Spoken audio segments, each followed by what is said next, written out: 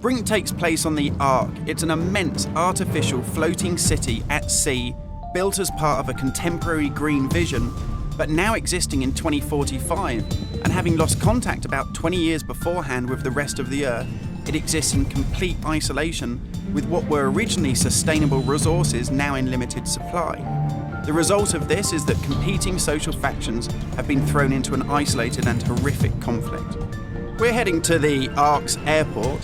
This was the original location that celebrities flew in and out of and had their photo opportunities, but it's also, because it's been deserted and disused for 20 years, the ideal location for me to show you a couple of the game's features in the absence of any enemies. Now, Brink uses those same familiar shooter controls that you're used to, but without the artificial constraints, because we've developed a new system that we're calling SMART.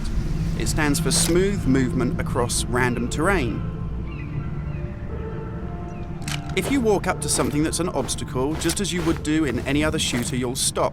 But if you want to try and indicate to the game that you want to get somewhere as quickly as possible, using this SMART button, you're able to vault, mantle, and climb with ease.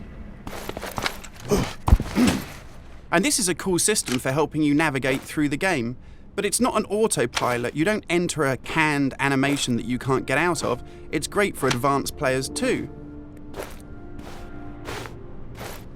If you're approaching an obstacle like a security sensor, and you want to make it through that obstacle without perhaps alerting the enemy to your presence, you could just look up and you'll mantle up and over that automatically.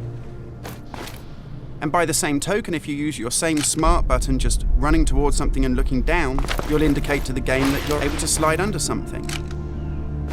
And this is really important because in Brink, we want you to be able to make tactical decisions about where you go and how you play. It's not a rail shooter where you're on a kind of minecart witnessing canned cinematics. And that's important too, because in Brink, irrespective of whether you play offline or online, you can create a cool identity for yourself that really reflects how you want to play the game.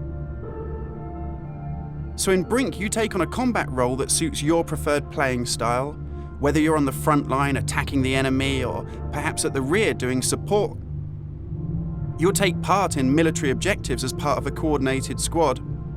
And when you complete these successfully, you'll earn experience points that allow you to unlock cool upgrades for your weapons, really cool abilities that suit the way that you want to play, and also cool outfits that reflect what a badass you are.